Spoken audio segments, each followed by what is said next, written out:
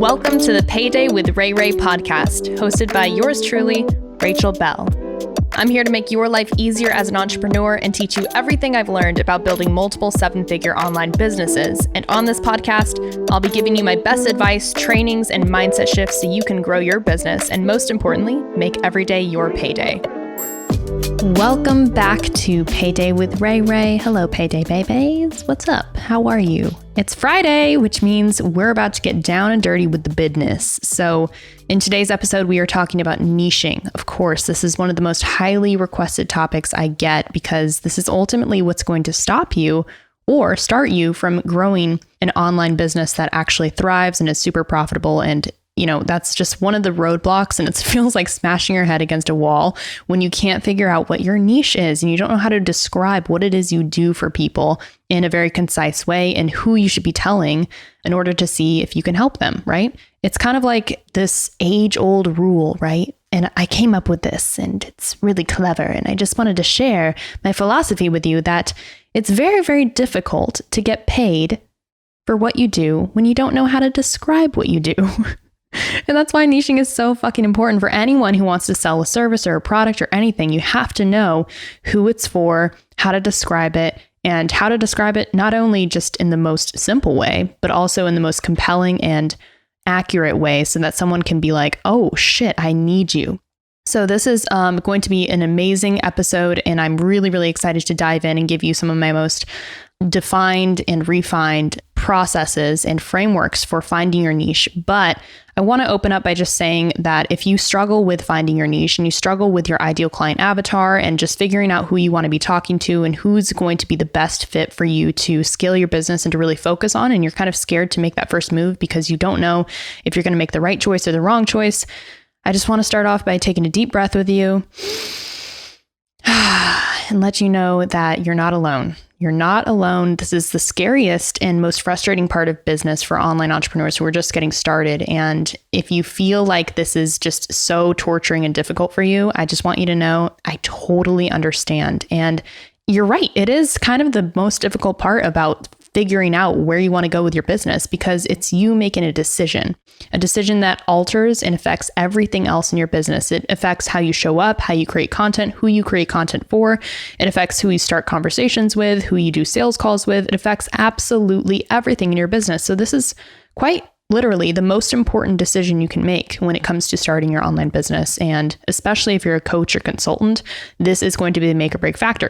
No pressure. But I just wanted to open up by saying you're not alone, but let me just tell you this, making one decision, even if it's the wrong one, is better than making no decision and trying to reach everyone. And I will dive into why that is in just a moment. But before we get started, I wanted to let you know that if you struggle with niching and this is something that's an ongoing frustration for you, you got to join Online Coach Accelerator because we dive so deep into this topic. And I'm going to try my best to explain this in the most thorough and in-depth and effective way possible for you in this episode. But if you need some hand-holding and you need someone to help you refine and validate this process with you, Online Coach Accelerator is literally why that exists. We help online coaches go from literally zero idea about what they're going to do to scale and grow their business to going full-time in their business. And we've done it so many times with hundreds of coaches so far. And if you need any proof about the results that we provide, just go to my Instagram profile at Rachel Bell, look at the results story highlights, and it speaks for itself. And please feel free to reach out to any of my alumni and ask them how the program is because they will tell you it has been the most life-changing thing for them. Because not only do we focus on the niching and the offer creation and the sales and the content, we help you decide all of these things. And let me just tell you, it's lonely sometimes when you're starting your business and you have no one else to talk to, no sounding board, and no point of authority who's been there and done that to tell you what the biggest mistakes are or what direction you should be going in. So if you are struggling with this, please accept my invitation to join Online Coach Accelerator. It's the exact program I wish I had when I was in your shoes. So if there's any hesitation in your mind at all, just send me a message, ask me if it's going to be the good fit for you, and we will talk about it and see if it's going to be the thing that will take you to the next level. But we open enrollment in February, which is quickly approaching, so soon. And I love our enrollment months because we launch for the entire month of February or whatever month that we're launching in. And during those times, we take discovery calls. So that means that we get on a phone call with you, me and my team of alumni, and we just talk about, hey, where are you at in your business? What do you want to achieve? Is this actually the right fit for you? If not, cool. That's totally okay. But if it is, how can we make this work? And we'll talk about all the details, payment plans, when we get started, we'll go over logistics, all those things. But after we determine that you are a perfect fit for the program. So you really have nothing to lose on these calls. Just hop on it. We are really not there to sell. We're there to help. And if OCA happens to be the best thing to help you, then we'll tell you about the opportunity there. But keep your eyes and ears open for February. And if you haven't already signed up for the waitlist so that you can be the first to know when we open enrollment and get an early spot inside the program, then go to www.onlinecoachaccelerator.com and sign up for the waitlist using that button. And you will not regret it because we go hard. We provide trainings through that list that you're going to be signing up to, and you'll get all the goodies, the case studies, the trainings, everything that I don't share on the podcast is there. So either way, whether you're interested in OCA or not, I promise you won't regret signing up for that list because I send out amazing trainings there every single week. Okay, without any further ado, let's dive into the niching class. I'm going to call this a class because it is a whole fucking thing. We need to start from ground zero and work our way up. And like I said, I'm going to be doing my best job here, as I always do, to provide the most thorough and in-depth and effective training for you. And at the same time, I want you to know this is a lifelong discovery process, and there's a lot of work that needs to be done on your end to really define all of this. So I'm going to show you what direction to head in, how to start, what it is, what it isn't, and then you're going to be able to take the reins and go from there and hopefully achieve some amazing results and report back to me about what you were able to see and discover. So, niching. So when it comes to the niche, the niche, however you want to say it, I don't know. I don't know. Nobody knows what the right way to say it is, but I'm going to call it a niche because it sounds more fancy. It's like a niche, you know? All right. So okay, I'm getting a little excited. Let me start out with an agenda of what I'm hoping to achieve in this episode. I want to teach you what a niche actually is, how to know if you have the right niche or how to find the right niche. I'm also going to talk about why it's a really, really bad idea to approach the market as a jack of all trades or try to approach everyone as a multi-passionate entrepreneur. That's just not a good idea when you're starting out, and I'll cover all the reasons why. I'm going to cover the difference between a generalist and a specialist and how that affects the way that you approach your niching process.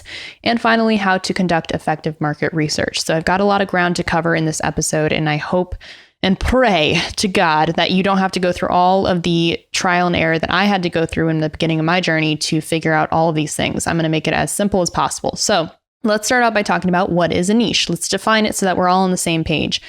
Niche is just a little word that we use to describe a segment of the market that you want and are able to help achieve a specific result. So in other words, it's the type of person that you really want to help. And this is determined by two core factors. Number one, demographics. This is what we all know about, like, where do they live? How much money do they make? What is their deal?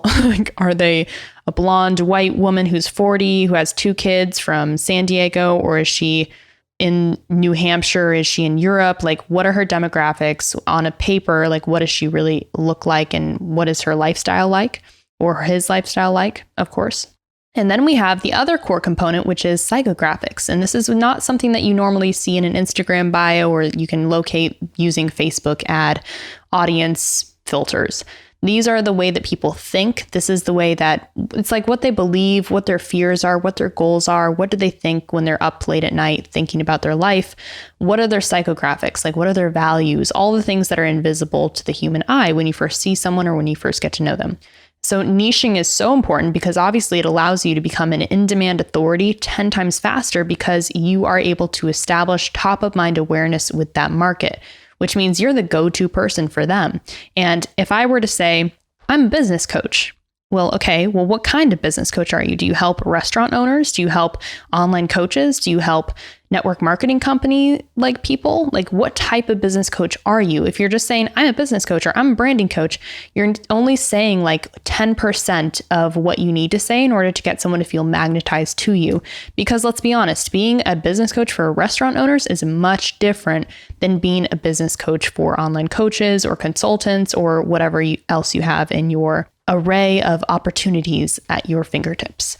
So when it comes to niching, obviously you want to establish top of mind awareness as quickly as possible so that you become the go-to authority and in-demand authority for that market. And it helps you create content and marketing material that makes people literally want to hurl their credit cards at you. Because if I was sitting in front of a restaurant owner who was struggling with being profitable, struggling with their systems and with their team, and I said, I help restaurant owners systemize their team, get them to be more productive and more profitable in 90 days, I guarantee you that restaurant owner would be intrigued. Their ears would perk up and they would say, oh, that sounds like everything that I need. Tell me more.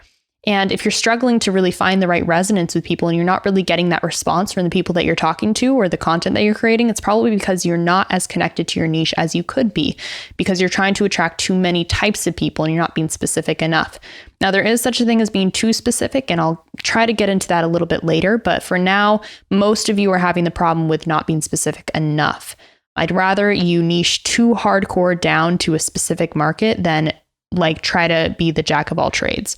But that's what niching is, just so that we're all on the same page. Niching, again, is just a word that we use to describe a segment of the market that you can and are able to help achieve a specific result. So it's the type of person that you want to help. But the next question you're asking is, okay, well, how do I know when or if I have the right niche? And it's simple, but I want you to remember something. When you are starting your business and you're not clear on your niche, your business is in a phase called the proof of concept, which means you don't have sales, you don't have enough proof to know if your business is scalable. You don't really know who it's for. You don't really know what your ideal client is. And that's all okay. That's not supposed to be completely concrete before you even start your business. So my best advice to you at this point, if you're still struggling to find your niche and your ideal client avatar, is stay open-minded and be really, really flexible in your approach. And don't take it personally if it takes a while to get some traction. Remember, it took me 3 to 4 years before I got my first high-paying client, and that wasn't because I wasn't trying. I was trying everything I could during that time to try to land a high-ticket, high-paying client. And it just didn't work out for Rayray, okay? And I learned a lot from it. And I'm really, really glad that it took me that long, actually, because during that time, I was like, what the fuck? What's wrong with me? Why is this happening for everyone except me? I don't understand. What should I just throw myself off a cliff? Like, what should I do? And now I look back and I'm like, oh, that was so good. I'm so glad that I had to struggle so much, because now I have like such a rock solid understanding of like what people actually want and all the wrong things that I was doing, all the right things that I was doing, etc. So just stay open-minded, stay flexible, understand that it's going to take time. It's going to take a lot of trial and error, even if you have a proven system, and that's okay. Because remember, this is the backbone of your business, and you're always going to be solving different problems in your business. And I've said this before, and I'll say it again. The key is not to view this as a problem. It's to view it as a puzzle. So the puzzle you don't just get it done as quickly as possible. You do it methodically, you test different pieces, you put them together, you see if they fit. If they don't, that's cool. You just try a different piece, and you don't get frustrated with yourself and say, fuck, I'm so bad at puzzles. I should just give up puzzles forever. You just keep going, keep trying to stretch your mind, stay open-minded, stay flexible. Anyway, back to the point. The best way to tell if you've got a right niche or the right niche, the golden niche, is by actually talking to people who represent your niche. And in other words, I call this language right here, this concept, your ideal client avatar, your ICA. So your ideal client avatar is just someone, a human, an actual person with a name and a life and a story that represents your niche. It's not like the only type of person you can ever work with, like until you die. It's just the type of person who best represents the niche that you're trying to go after, so that you can keep them in mind. Whenever you write a post, you sit down and you say, okay, what does my ideal client avatar need to hear today? And it helps you steer your ship in the right direction. This process of selecting your niche and validating your assumptions about your niche is called market research. And the more obsessed you get with your niche and your ideal client avatar, the easier this process becomes and the faster you can sign on clientele.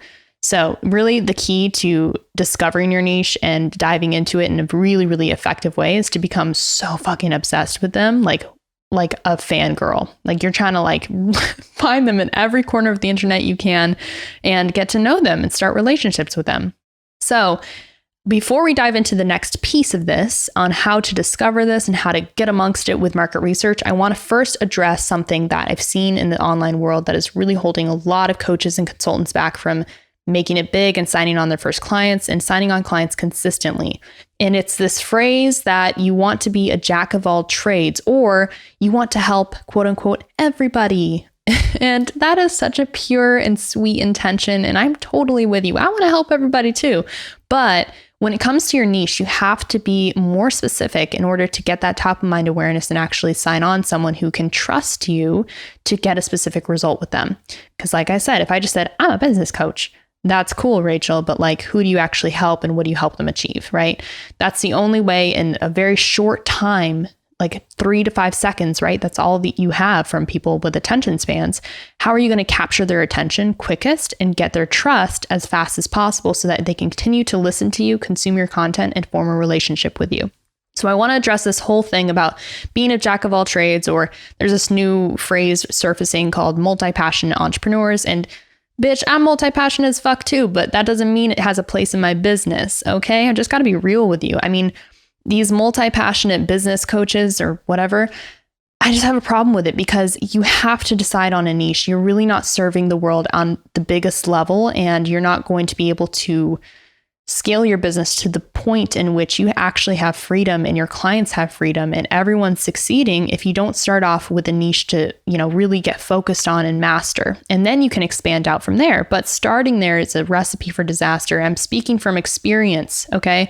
I know where you are coming from. I know that you have so many skill sets and so many passions and you could help people with so many things.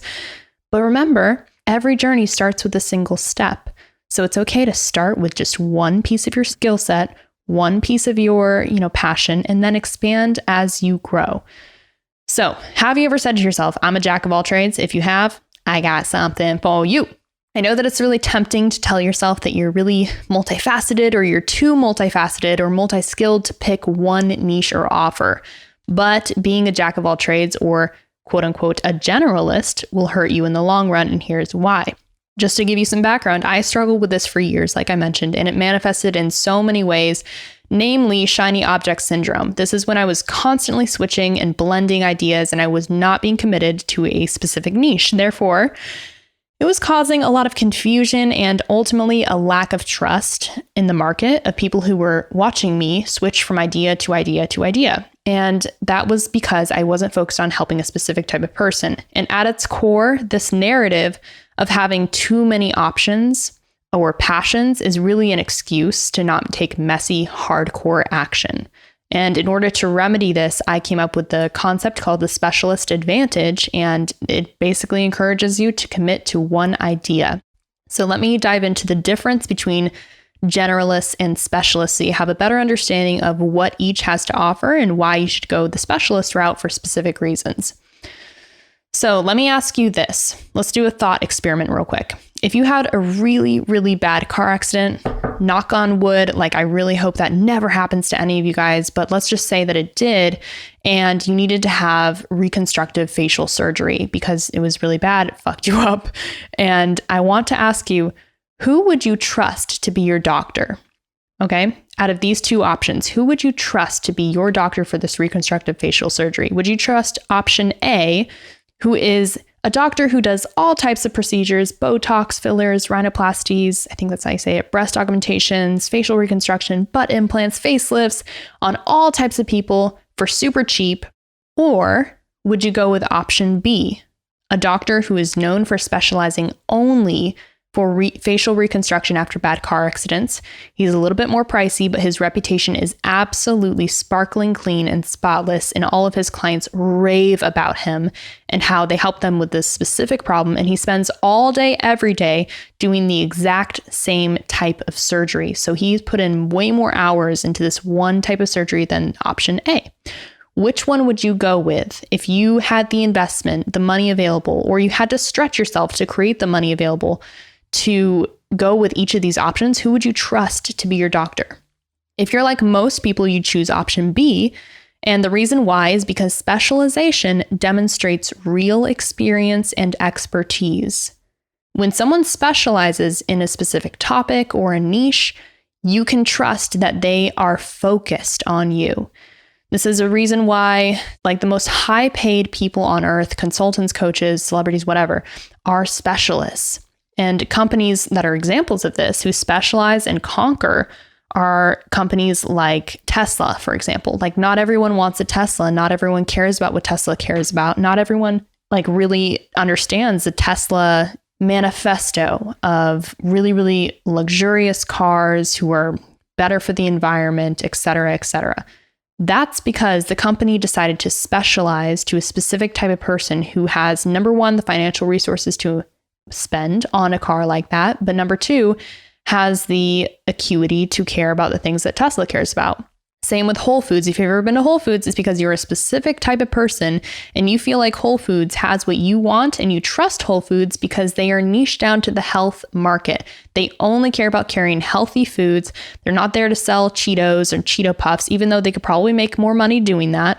They've specialized and they've niched down to just people who care about healthy whole foods, right? Same with like Lululemon. Lululemon is not necessarily for everyone. These are big brands. So a lot of people have these brands or have products from these brands. But keep in mind that when they started this company, Lululemon's trying to sell yoga pants for $100. How crazy do you think that sounded to the first person who came up with it? Probably really crazy, but we continue to buy our Lululemons, don't we, ladies? And we continue to spend hundreds of dollars on our Lululemon leggings. Shit. And they're not necessarily higher quality than, Target leggings or whatever, but wearing Lululemon says something about you because they specialize to a specific market, the yogis, the yoga people, and they've branched out since then, but they specialize and they conquered. And that's what I really want to draw attention to. You need to specialize and conquer as a coach or a consultant as well, because not only does specialization create trust in your potential clients, but you can also demand significantly higher prices the more you build up your reputation. Because the highest paid service providers are always specialists. They always focus on one specific niche, doing it really, really well, better than anyone else, and they become the go-to person for that specific thing.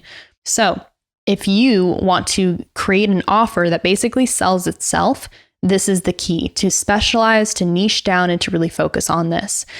Now, when it comes to finding out what you need to specialize on and what you can specialize on, I always recommend doing market research. Market research is the number one way and pretty much the only way to figure out if your niche is going to be a banger or if it's going to be a flop. And there's two ways to conduct market research as I see it. The first way is the magnifying glass method. And I coined this as well because I'm super smart and amazing. Just kidding. It's a super simple concept. The magnifying glass method is basically you inspecting your niche from afar and studying their external behaviors and just kind of looking at the way they go about the world and trying to create things based on what you witness externally.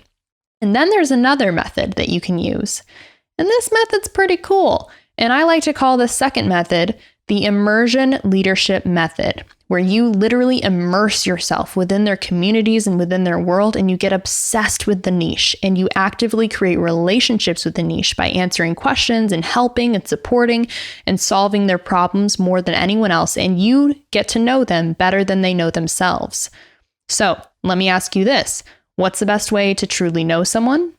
Well, wouldn't just look at them like a creeper at a bar, watching their every move, watching what drinks they buy, watching everything. Please don't do that. What you would actually do to get to know someone is create a relationship with them. Okay. So when it comes to finding out who your niche is and how to serve them and how to select the right one, you need to get super obsessive when it comes to understanding their world. And I would recommend organizing a few interviews with these types of people. And ultimately, with your niche, I would also recommend just deciding on a niche. Figure out, okay, what can I help people with? Write out all of your skill sets. And if you don't feel like you have a lot of skill sets, that's okay. Think about skill sets that you could have that would be really, really helpful to different types of people. And then ask yourself, okay, what type of people need what I can help with? and then explore your options there and actually go out and organize some interviews, sit down with people, find them through Facebook groups, find them through Instagram, find them through referrals, find them through any way that you can, and actually organize an hour-long meeting with them and say, hey, I'm really just trying to figure out the best way to help people just like you. I promise this is not a sales conversation. I just want to get to know you. Are you open to that? And most people will say, yeah, sure, I'm open to that. And you can sit down with them for an hour and ask them absolutely everything you want to know about them.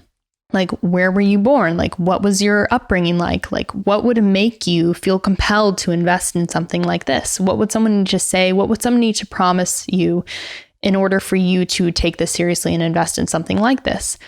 And when it comes to also captivating and clarifying a niche and finding the ideal client avatar, when you're defining this for yourself and figuring out, okay, this ideal client avatar needs to be Cindy, who's 25, she lives in Ohio, she is a horse trainer, and she spends most of her time at work, and then on her off times, she's passionate about XYZ, and she's really wondering how she can, monetize her horse riding passion online. Let's just use that as a small example. That would be an example of an ideal client avatar, right? Where you can actually give them a name, give them an identity, and use them as a reference point for all the content that you create and all the people that you try to reach. Now, when it comes to clarifying your ideal client avatar and making sure that you are selecting the right avatar, I like to run my clients through something called the shopping mall test, which means that if you were to enter a shopping mall, would you be able to go to the right stores right now? And let's say that we go to the mall together. It's Rayray and you, we're shopping together, shopping spree, woohoo! And we're going to the shopping mall to find some ideal client avatars. We enter the mall and I say to you, okay, go find your ideal client avatar right now. Would you know what stores to go in? Would you know where to look at them or how to recognize them as soon as you find them? If the answer is no, you probably haven't gotten specific enough, or you haven't gotten to know your ideal client avatar as well as you need to in order to create content that's compelling, in order to do all the other things in your business that makes it run smoothly. So run yourself through that shopping mall test. And if you need more help defining that, organize more interviews and just keep doing interviews, keep forming relationships with these people using the Immersion Leadership Method, and become the go-to person for this niche as ruthlessly and as ferociously as you can. Because let me tell you, if you have a skill set, no matter how many people are doing it out there, you can probably do it amazingly and even better than most people if you just focus on the type of person who needs your help. So from there, once you do all these steps, you'll be able to complete a compelling I help statement and attract them effortlessly because you know what they're going through. That is the rundown on niching. I know there is a lot more that we could get into, but I wanted to give you a taste of what you need to be focused on and what you need to be actually orienting yourself towards if you want to make progress with this big undertaking. And again, if you're struggling with niching, please reach out to me. Send me a message on Instagram at Rachel Bell. And just let me know that you want to talk about OCA, because I would be so happy to give you some clarity on what we do inside of the program and how deep we go in niching. I can give you some sneak peeks of the modules if you want, and I can show you how in depth we go with the niching thing. But that should be more than enough to get you started on the right track if you've been wondering, okay, how do I figure this out? How should I niche myself? Should I go more specific? Should I go more general? That will give you all the clarity you need to get a super, super head start on the rest of the world when it comes to this topic. All right, guys, that is it for today. Quick little episode for this Friday. And next Friday, I'm doing an Ask Rayray. So make sure you stay tuned for that, because I'm going to cover a multitude of topics. And the Ask Me Anything type of live streams that I've been doing on Instagram have been performing really, really well. You guys really love participating in those. So I would love to do just a static Ask Me Anything type of episode. And if you have any questions for that episode, please send them to me on Instagram and let's connect. And I will see you next Friday for our next Payday. I hope you enjoyed this episode. And if you did find it super valuable, you just want to share it with the world, make sure you screenshot, post, and tag me on Instagram so I can stalk your profile and we can connect more. And to get notified on the next episode here on Payday, go ahead and subscribe to the podcast on iTunes so you never miss a beat. Get out there, secure the bag, and I will see you next Payday.